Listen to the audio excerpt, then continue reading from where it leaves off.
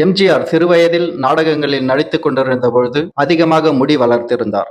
நாடகம் இல்லாத நேரங்களில் வெளியில் செல்லும் பொழுது அளவுக்கு அதிகமாக வளர்ந்திருக்கும் முடியை மறைக்க தொப்பி அணியத் தொடங்கினார். பின் நாட்களில் சினிமாவில் நடிக்கும் பொழுது பாடல் காட்சிகளில் விதவிதமான தொப்பிகளை அணிந்து நடித்திருப்பார். ஆனாலும் எம்ஜிஆரின் அடையாளமாக இருப்பது அந்த வெள்ளை நிற புஸ்குல்லா தொப்பிதான். எம்ஜிஆர் படத்தை வரைய வேண்டும் என்றால் வெள்ளை நிற தொப்பியையும் கருப்பு கண்ணாடியையும் வரைந்தால் மட்டும் போதுமானது.